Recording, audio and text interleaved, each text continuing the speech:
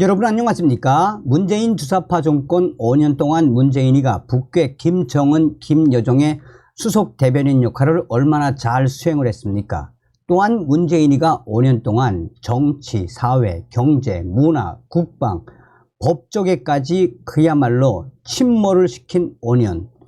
문재인의 운명은 정해져 있지요. 자, 이런 속에 친문재인 검사들 지금 난리가 났습니다. 월 870만 원 받으며 선거운동을 하고 있는 이 검사들을 법조계가 박살을 냈습니다. 정성산TV 좋아요, 구독, 알림은 큰 힘이 되겠습니다.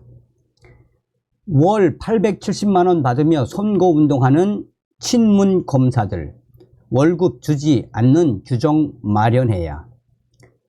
제22대 총선이 4개월여 앞으로 다가오며 일부 현직 친문 검사들이 총선 출마 움직임이 감지되고 있습니다. 특히 재판이나 감찰 진행으로 규정상 사표 수리가 불가능한 검사들의 출마설도 제기되면서 이들이 고액 급여를 받으며 선거운동을 하는 상황이 발생하는 것 아니냐라는 매우 심각한 우려가 쏟아지고 있습니다.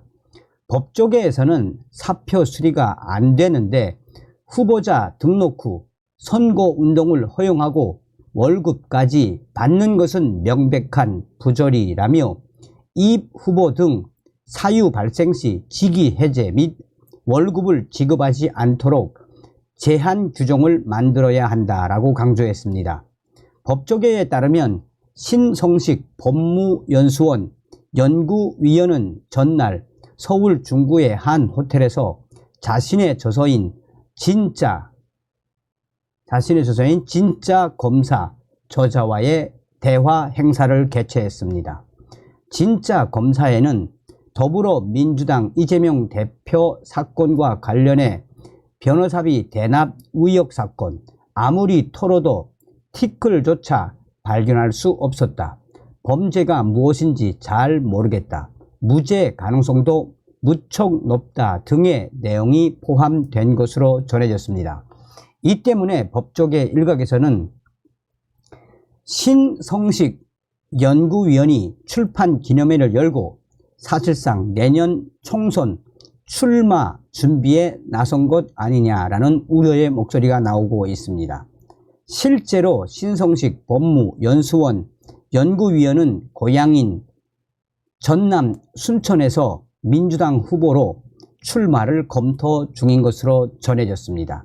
다만 그는 연합뉴스에 누구한테 지지해 달라고 요청하는 게 정치활동인데 출판사에서 부콘서트를 열어 순수하게 책에 대해 얘기하는 것이라며 아직 출사표를 낸 건 아니다 라고 전한 것으로 알려졌습니다. 문재인 정부에서 서울중앙지검장을 지낸 이성윤 법무연수원 연구위원도 지난달 서울 종로구 노무현 시민센터에서 저서 꽃은 무죄다 부콘서트를 개최했습니다. 당시 행사에는 조국과 추미애 전 법무부 장관 등이 참석했습니다. 이성윤 연구위원 역시 꾸준히 전북, 전주, 울 출마설이 제기되는 인물입니다. 이성윤 법무위원은 문재인 정부에서 승승장구를 해 친문재인 검사라는 불명예스러운 타이틀을 받고 있는 인물입니다. 친문재인 성향의 검사들이 계속해서 총선 출마에 대한 뜻을 밝히고 있는 충격적인 이 상황. 문제는 이들이 총선에 출마하게 될 경우 공직자 사퇴 시한인 오는 2024년 1월 11일 이후에도 검사직을 유지한 채 선거운동을 하게 된다는 점입니다. 현행 국가공무원법에 따르면 비위와 관련해 형사사건으로 기소된 경우나 내부 감사가 진행 중인 경우 퇴직을 허용하지 않습니다. 실제로 신 연구위원은 이달 6일 사의를 표명했지만 법무부는 한동훈 녹취록 오보 사건으로 1심 재판 중인 점을 고려해 사표를 수리하지 않았습니다. 이성윤 연구위원은 서울 고검장이던 지난해 4월 검수한 바 국면에서 일선 고검장들과 사직서를 제출했다가 반려된 후 별도의 사의 표명은 하지 않은 상태입니다. 다만 다시 사의 표명을 하더라도 법무부 감찰과 김학의 출국 금지 외압 의혹 2심 재판이 진행 중이어서 수리될 가능성은 적습니다. 검사장급인 신 연구위원은 16호봉, 고검장급인 이성윤 연구위원은 17호봉으로 매달 기본급만 870만원 이상입니다. 두 사람이 실제로 총선에 출마한다면 공무원 신분을 유지한 채 급여를 수령하면서 선거운동을 할 가능성이 있는 것입니다. 이 같은 충격 상황이 벌어질 수 있는 배경에는 2021년 대법원의 이른바 황운하 판례가 있습니다.